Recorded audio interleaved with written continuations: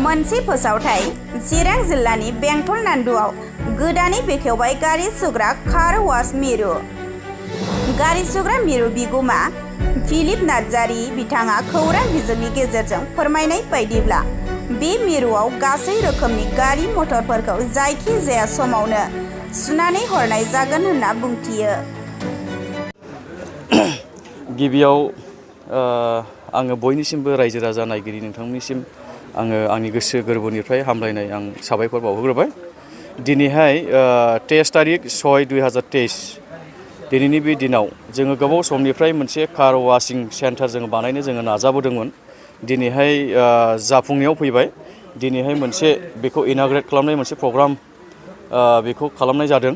दिनैहाय बे friend car washing सेन्टारखौहाय दिनैहाय बेखेवनायबो जाबाय।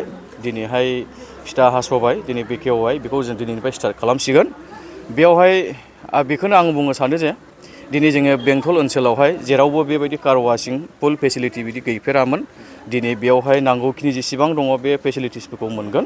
बेयाव गासैबो जों बेनारावबो होनाय जादों आरो बेयाव जेसेबां कार वाशिं खालामनो फैगोन जोंनि कास्टमारफ्रा बिथांमोना नांगौ बायदि गावसिनि मा नांगौ बे फेसिलिटिसफोरखौ मोननो हागोन।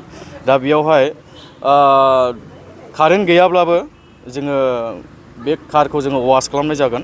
बेयाव कारेन्टजों खुनु खोथा गैया। बेयाव कारेन्टजोंबो जोङो वाशिं खालामगोन। कारेन्ट गैयाब्लाबो जों एनि टाइम जोङो बेयावहाय 12 घन्टाखौ जोङो वाशिं खालामबाय थागोन।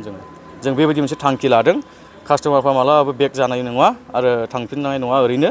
दा बेखौ आं खावलायदों बेयावहाय नांगौखिनि जेसेबां फेसिलिटिसफोर दङ बेयाव मोननो हागोन। दा बयखौबो खावलायदों बेयाव फैनानैहाय गारि गोनांफ्रा सुफैनो हागोन आरो बेयावहाय गासैबो रोखोमनि नांगौ बायदि दंजोबो। बेयावहाय लिरनानै होखानाय दं बेनाराव। आं बेखौ बुंला, नोंथांमोना निउसनि गेजेरजों बे बेनारखौ नायोब्ला मिथिगोन। आरो बेनि लकेसनानो जाहैबाय जोंनि बेंटल एरिया। बेयाव जेनाखि Don Bosco' higher secondary school दङ, बेयावहाय सारियालि मोनसे दङ। बेनि खाथियावनो अपोजिट एसे साहा जायो लामानि सानजाजों, बे लामायावनो जोंनि बे कार वाशिं सेन्टारा दङ आरो बे कार वाशिंनि लकेसना बेनो। आरो बेयाव नांगौखिनि माने जेसेबां बेयावहाय पार्किंनि खोथा जेबो साननांगौ गैया। एभेलेबल पार्किं स्पेस दङ। जोङो बेयाव बेबायदि जोङो सार्भिसखौ जोङो होगोन नोंथांमोननो। आरो बे लकेसना बेनो। दा नोंथांनिसिम आं जि फोरमायदों बेनो। जोंनि बेयावहाय Don Bosco' higher secondary school खाथियावनो जेनाखि बे लकेसन नैबे सेरावनो दङ। दा टाइम हिसाबै नोंथाङा अपेनिं टाइम आरो क्लसिं टाइमखौ माबायदि होगोन?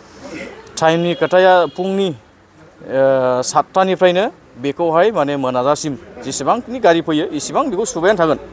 खुनु टाइमनि लिमिट गैया। जों मोनायावबाबो सुगोन। जोंहा लाइटनि केपासिटि जोंहा दंजोबो। जों गासैखौबो जोङो बे सार्भिसखौ जों होबाय थागोन। खुनु जोंहा टाइम टेबोल गैया। जों 7टानिफ्राय जों स्टार्ट खालामगोन। बिनिफ्राय जों कन्टिनिउ जोङो मोनाब्लाबो जों बे कारखौ जों सुनाय जागोन। ओरैनो कारनि अनगायै मा गारि सुनाय जागोन?